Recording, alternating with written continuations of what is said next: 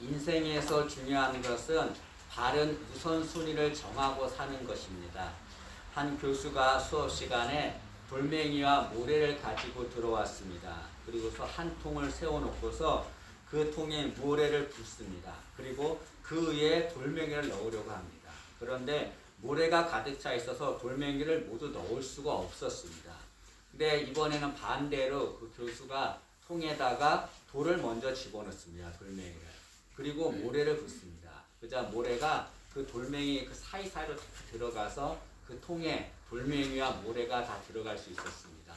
그리고 나서 교수가 말을 합니다. 이 돌멩이는 중요한 것을 의미하고 모래는 덜 중요한 것을 의미한다라고 말합니다. 그러면서 돌멩이를 먼저 넣어야 모래를 다 넣을 수 있듯이 우리 인생에서 가장 중요한 우선순위를 먼저 정하고 그 우선순위대로 살아야 된다라고 말했습니다. 만약에 모래를 먼저 넣으면 돌을 다 집어넣을 수 없는 것처럼 우리가 중요하지 않은 것을 우선순위로 정하고 살면 정말 중요한 것을 할 수 없다라고 말을 했습니다.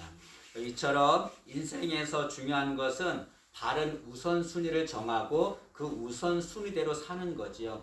많은 사람들은 열심으로 삽니다. 열심히 사는 것은 중요하지요. 그러나 열심히 사는 것보다 더 중요한 것이 있습니다. 그것은 우선순위를 정하고 사는 거죠. 잘못된 열심으로 살면 그 인생은 제대로 될 수가 없는 겁니다. 여러분, 우리는 우선순위를 정하고 그 우선순위대로 살아야 합니다. 여러분, 우리 인생에서 많은 문제와 어려움이 생깁니다. 어떤 사람은 내게 문제와 어려움이 생기는 것은 시간이 부족했기 때문이다. 또는 물질이 없기 때문이다 라고 말하는 이들이 있습니다. 그러나 여러분, 인생에서 문제가 생기는 것은 시간이 부족해서가 아닙니다. 물질이 없어서가 아닙니다. 우선순위를 잘못 정하고 살았기 때문에 그렇습니다. 때문에 여러분, 우리는 무엇보다 우선순위를 잘 정하고 살아야 합니다. 그런데 인생만 우선순위를 잘 정하고 사는 것이 아니라 신앙에서도 우선순위를 잘 정하고 살아야 합니다. 그래야 올바른 신앙생활을 할 수 있습니다. 그러면 우리 신앙의 우선순위는 무엇입니까? 오늘 본문에서 예수님은 우리 신앙의 우선순위를 알려줍니다. 그것은 하나님의 그의 나라와 그의 의를 구하는 것이다 라고 말합니다. 그의 나라와 그의 의, 그것은 하나님의 나라와 하나님의 의를 말하는 거죠. 오늘 말씀에 보면 예수님께서는 먼저 그의 나라와 그의 의를 구하라 라고 말했습니다. 이 먼저라고 하는 뜻은 우선순위로 첫 번째로 그런 말이죠. 이 말은 가장 우선순위로 해야 될 것이 무엇이냐? 그것은 하나님의 나라와 하나님의 의를 구하는 것이다 라고 말씀하고 있습니다. 우리는 예수님의 말씀처럼 무엇보다 하나님의 나라와 하나님의 의를 구하는 자가 되어야 합니다. 그것이 신앙의 우선순위입니다. 첫째로 우리는 하나님의 나라를 구해야 합니다. 여기서 하나님의 나라라고 하는 것은 어느 장소적인 개념을 말하는 게 아닙니다. 성경에서 하나님의 나라는 여러분 꼭 기억하십시오. 하나님의 다스림을 말하는 겁니다. 그래서 여기 하나님의 나라를 구하라 라고 하는 것은 하나님의 다스림을 받으며 살라 그런 말이죠. 여러분, 우리는 육신적으로 이 세상에 살고 있습니다. 그러나 성경은 우리의 시민권은 하늘에 있다라고 말합니다. 이 말의 뜻은 무엇입니까? 우리가 살 곳은 하늘이고 우리는 하늘의 시민이라는 것을 말합니다. 하늘에는 하나님이 계시고 그 하나님이 우리의 왕이 되십니다. 우리는 그 왕이신 하나님의 백성입니다. 때문에 우리는 왕이신 하나님, 그 하나님의 다스림을 받으며 살아야 합니다. 예수님께서도 주기도문에서 나라가 임하시오며 라고 기도하라고 말씀했습니다. 여기 나라가 임하시며 라고 하는 것은 하나님의 다스림을 받도록 기도하라 그런 말이죠. 여러분, 인간은 호흡을 해야 살 수 있습니다. 호흡은 두 가지가 있습니다. 자가호흡이 있고 인공호흡이 있습니다. 인공호흡은 자신 스스로 호흡할 수가 없어서 기계의 도움을 받아서 호흡하는 겁니다. 자가호흡은 자신 스스로 호흡하는 것을 말합니다. 이 호흡이 없으면 인간은 살아갈 수 없습니다. 그런데 우리는 이 자가호흡과 인공호흡 외에 또 다른 호흡을 해야 살 수 있습니다. 그것은 은혜호흡입니다. 여러분, 사람은 호흡을 해야 살 수 있듯이 우리는 하나님의 은혜를 받아야 살 수 있습니다. 호흡을 하지 않으면 살아갈 수 없어요. 하나님의 은혜를 받지 않으면 살아갈 수 없습니다. 우리는 하나님의 은혜로 사는 겁니다. 그런데 하나님은 아무에게나 은혜를 베풀지 않습니다. 누구에게 은혜를 베풉니까? 하나님의 다스림을 받는 자에게 하나님은 은혜를 베풀어 주는 거죠. 하나님은 하나님의 다스림을 받는 자 그에게 은혜를 베풀어 줍니다. 그러나 하나님의 다스림을 거부하는 자에게는 은혜를 베풀어 주지 않습니다. 아담이 에덴 동산에서 살았습니다.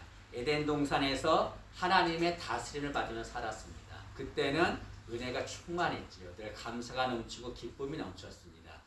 에덴 동산의 에덴의 뜻이 기쁨이란 뜻이죠. 그래서 에덴 동산 안에서 하나님의 다스림을 받으며 은혜와 기쁨과 감사가 넘쳤습니다. 그런데 하나님께서 아담한테 아담아 선악과를 먹지 말라. 그러면 네가 반드시 죽는다라고 말씀했습니다.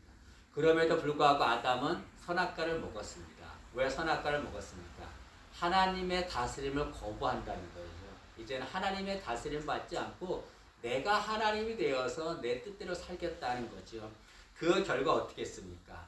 하나님의 다스림을 거부한 아담은 에덴 동산에서 쫓겨나고 말았습니다. 하나님의 은혜를 받지 못한 거죠. 여러분 이처럼 하나님의 다스림을 받으면 그에게는 은혜가 임합니다. 하나님의 다스림을 받는 그 인생은 에덴 동산과 같은 거예요. 그 가정도 에덴 동산과 같습니다. 그러나 하나님의 다스림을 거부한 자는 에덴 동산에서 쫓겨나고 마는 거죠. 하나님의 은혜를 받지 못합니다. 우리 모두가 다 하나님의 은혜를 받아서 우리 인생, 우리 삶이 에덴 동산과 같은 그런 삶이 되기를 진심으로 소망합니다. 이렇게 하나님은 하나님의 다스림을 받는 자에게 은혜를 주십니다. 그러나 많은 사람들은 하나님의 다스림을 받으려고 하지 않습니다.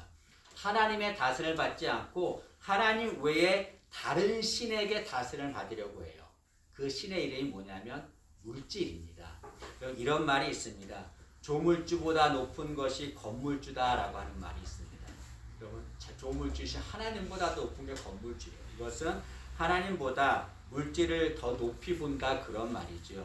그러나 여러분, 하나님은 우리가 하나님 외에 다른 것을 하나님으로 섬기는 것을 다른 것을 하나님으로 섬겨서 다스림을 받는 것을 원하지 않습니다.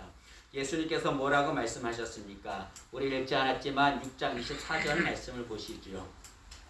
6장 24절 말씀 보시면 한 사람이 두 주인을 섬기지 못할 것이니 혹 이를 미워하고 저를 사랑하거나 혹 이를 중히 여기고 저를 경히 여김이라 너희가 하나님과 재물을 겸하여 섬기지 못하느니라 라고 말했습니다.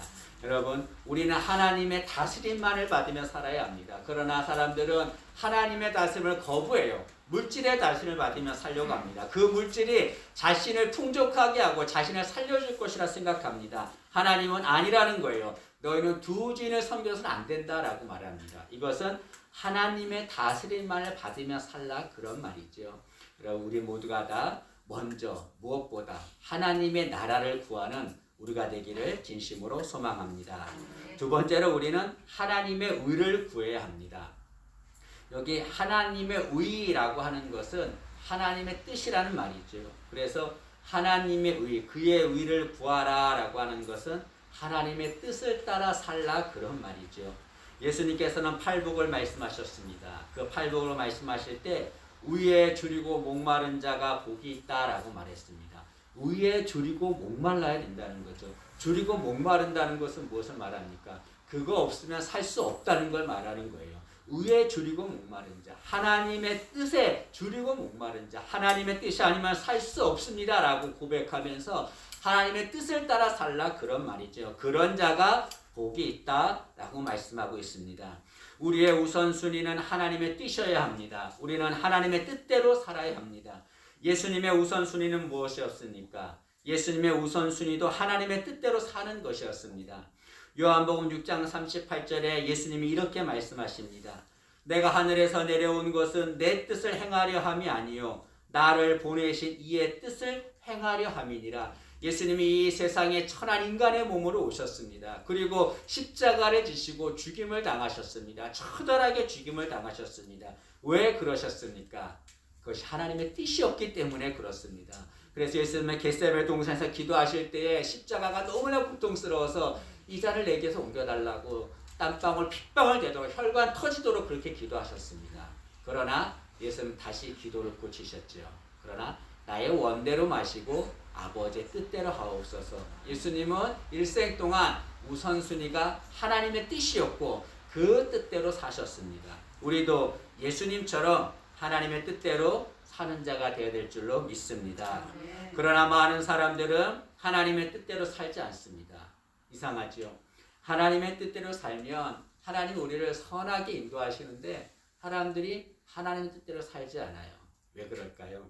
그것은 자신의 욕망 때문에 그렇습니다. 여러분, 사람에게는 다 욕망이 있어요. 근데 그 욕망대로 살려고 합니다. 그런데 인간의 욕망은 늘 하나님의 뜻과 반대로 갑니다. 그런데 우리가 오해하는 것이 있습니다. 그것은 나의 욕망대로 살면 잘 살 것이다. 부족함이 없이 살 것이다 라고 생각합니다. 풍족하게 살 것이다 생각합니다.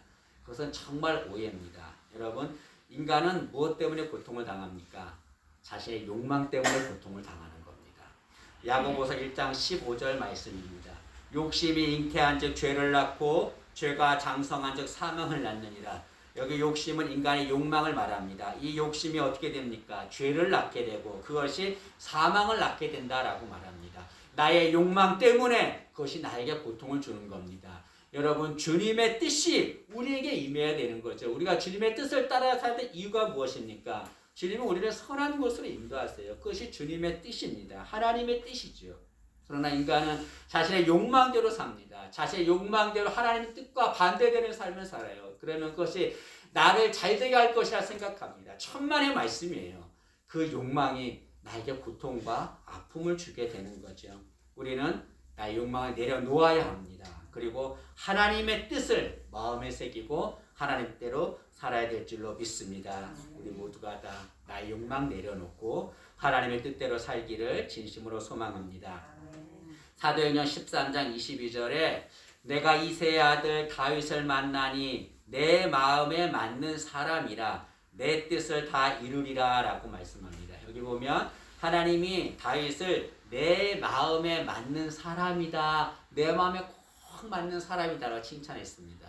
왜 하나님 마음에 맞는 사람을 칭찬했냐면 내 뜻을 다 이루리라. 이 말은 내 뜻, 하나님의 모든 뜻을 다 행할 것이다 라는 거죠. 다시 말하면 다윗이 하나님 마음에 합한 자가 된 것은, 마음에 맞는 자가 된 것은 하나님의 뜻을 행하는 삶을 살았기 때문에 그렇습니다. 하나님은 당신의 뜻을 행하는 자, 그런 자를 기뻐하십니다. 그런 자를 칭찬하는 거죠. 여러분, 우리도 다윗처럼 하나님의 뜻을 행해서 하나님 마음에 맞는 자라는 칭찬받기를 진심으로 소망합니다. 하나님 우리를 보면서 참 내 마음에 맞아, 너무 기쁘다, 너무 기쁘다, 내 뜻대로 사는 거 너무나 기쁘다라고 칭찬하시면 얼마나 좋겠습니까? 우리 모두가 다 하나님의 뜻대로 살아서 하나님 마음에 맞는 자가 되기를 진심으로 소망합니다. 예수님께서는 너희는 먼저 그의 나라와 그의 의를 구하라 라고 말씀했습니다. 무엇보다 우선순위로 해야 될 것은 하나님의 나라를 구해야 된다. 하나님의 다스림을 받으며 살아야 된다라고 말합니다. 하나님의 의를 구하라 라고 말합니다. 하나님의 뜻대로 그 뜻을 구하며 살라고 말합니다. 하나님의 뜻이 내게 맞지 않는다 할지라도, 이해가 되지 않는다 할지라도 그것이 하나님의 뜻은 가장 완벽한 겁니다. 그 하나님의 뜻을 이루며 살아야 합니다. 그렇게 하나님의 나라와 하나님의 의를 구하면 어떻게 됩니까? 예수님은 하나님이 모든 것을 더하여 주신다라고 말씀합니다. 미국은 남미와 북미가 있거든요. 근데 기후적으로 보면 남미가 더 좋습니다. 자원이 더 풍부하고 기후가 온화해서 더 살기가 좋습니다. 그러면 상식적으로 남미가 더 잘 살아야 되잖아요. 그런데 미국은 남미보다 북미가 더 잘 삽니다. 왜 그렇습니까? 남미는 스페인의 원조로 콜럼버스가 황금을 구하러 온 땅입니다. 그러나 북미는 영국의 청교도들이 신앙을 구하러 찾아온 땅입니다. 차이가 무엇입니까? 스페인은 자신들의 성공을 우선순위로 구한 자들이에요. 그것을 위해서 땅을 찾으러 왔습니다. 그러나 청교도인들은 하나님의 나라와 의를 우선적으로 구한 자들입니다. 신앙의 핍박을 피해서 정말 하나님만을 위해 살기를 작정하면서 그 험난한 폭풍을 뚫고서 하나님의 나라와 의를 이루기 위해서 땅을 찾은 자들이죠. 하나님은 하나님의 나라와 위를 우선적으로 구한 청교도들에게 모든 것을 더하여 주신 거죠. 여러분, 하나님의 나라와 하나님의 위를 구하면 손해볼 것이라 생각합니다. 절대로 그렇지 않습니다. 하나님이 모든 것을 더하여 주십니다. 이게 모든 것을 더하여 주신다는 것은 덤으로 준다는 거예요. 보너스로 준다는 것을 말씀하고 있습니다. 그럼 우리 인생이 하나님의 나라와 하나님의 의를 구해서 모든 것을 더하는 그런 은혜를 받기를 진심으로 소망합니다. 우리 가정도 하나님의 나라와 하나님의 의를 구해서 모든 것을 더하는 그런 은혜 받기를 원하고 우리 교회도 그런 은혜가 임하기를 진심으로 소망합니다. 오늘 예수님 말씀처럼 우리의 우선순위는 하나님의 나라와 하나님의 의를 구하는 것입니다. 우리 모두 다 우리 인생의 우선순위를 하나님의 나라와 의를 구하는 자가 되기를, 그래서 하나님이 주시는 모든 것을 더하시는 은혜 받기를 진심으로 소망합니다.